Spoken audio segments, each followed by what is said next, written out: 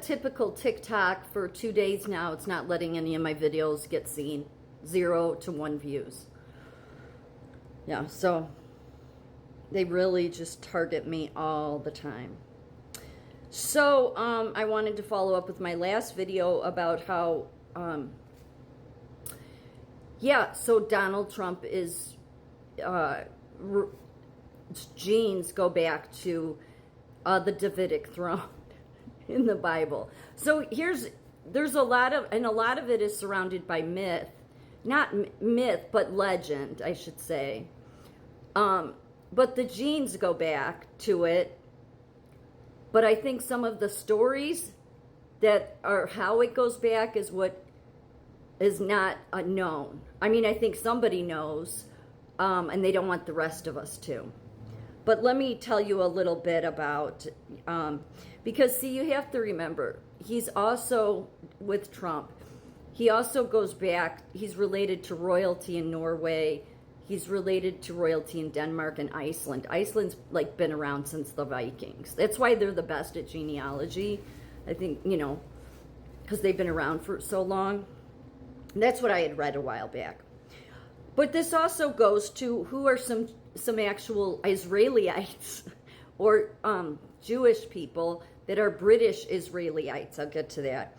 But as far as Scottish, here are some possible names of that are possibly have Jewish origins. Campbell, Ritchie, Henderson, Watson, Davidson, Gordon, Montgomery, Forrester, McDougall, Affleck, Cameron, Brown. These show genetic markers, Y, DNA, haplogroups, and then it goes into the letters and numbers associated with Jewish populations from the Middle East, suggesting some Jewish ancestry and families tied to these names.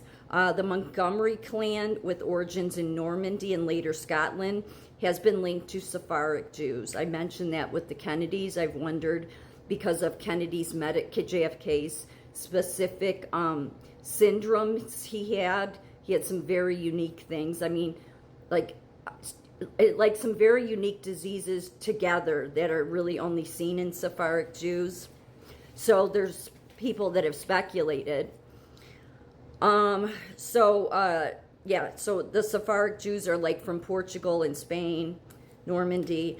They're with historic leaders like Gabriel de Logis, exhibiting Mediterranean features and Jewish lineage. Lowland Scots and Northern Irish populations, which might influence Highland clans through migration and intermarriage, have DNA evidence supporting Jewish descent, especially from crypto Jews arriving from various medieval Jewish expulsions.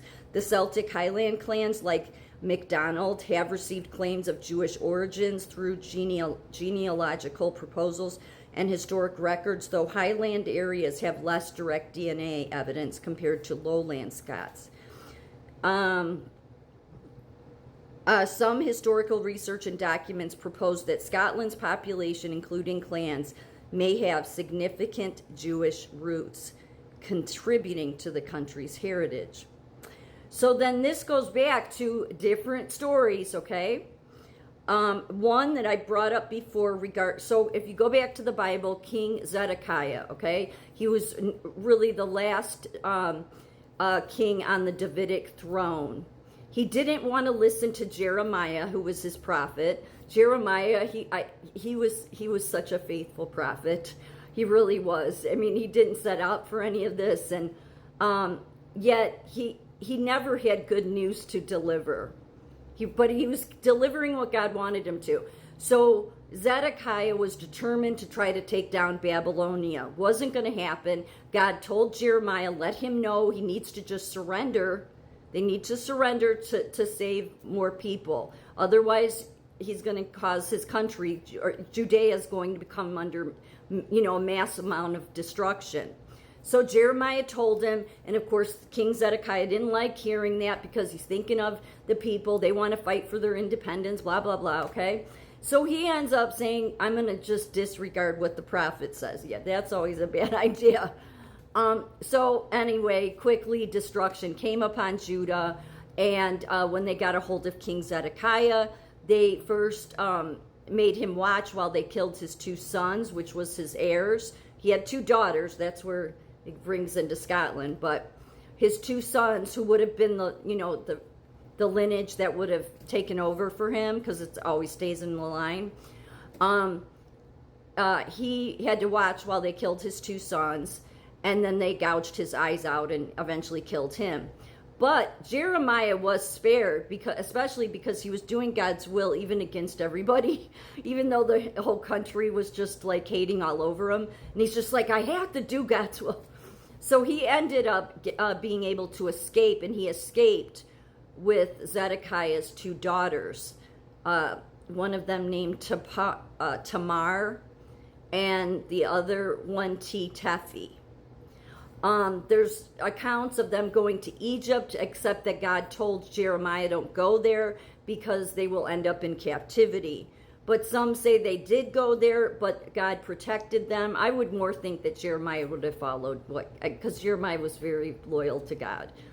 Like, he didn't, cower and be like, God, I don't want to do that. I have to deliver bad news. He was a good prophet. There's a movie with Patrick Dempsey you can find on YouTube that is a really, it's rather updated too. And Patrick Dempsey plays Jeremiah. So anyway, but the other story is that they went through the Gibraltar that then heads into Scotland, right? Yeah. And that, so Tamar, and they brought the stone of destiny, the stone of scone, which makes sense because when there is no more male lineage for the Davidic throne, then it would go to the female. That's the only time it can go to the female. So Tamar was the oldest daughter, and then Tephi was the younger one. That's where it gets all, a little interesting. So it would have, the line would have then went to Tamar, okay? They were 2 princesses of King Zedekiah, so they were the princesses. Jeremiah, they brought the stone with them, so they obviously knew, because the law was, or the rule was that, the Davidic line always had to carry on. So of course they would bring the stone with them. That's the same stone, also known as Jacob's pillow, or pillar, but I think it's pillow. It's a stone that they do the king's coronations on, whether it's Ireland, back when Ireland had kings, England, and Scotland. At one point, it was always in Scotland's hands, and then England stole it for a while, but then they gave it back, and now they share it, okay? And it goes under that seat when they do any coronations of kings. So, the story is that Tephi, I think that's how it's, she's the younger princess, though, that she married. So, yeah, this is why it gets all into this. So, Tephi, though, she wouldn't have been the next, her older sister would have been the next for the throne, which was Tamar. That's the one that's a little bit more harder to nail down, like what happened to her. Tephi is said to have married a high Irish king who was a Millicent.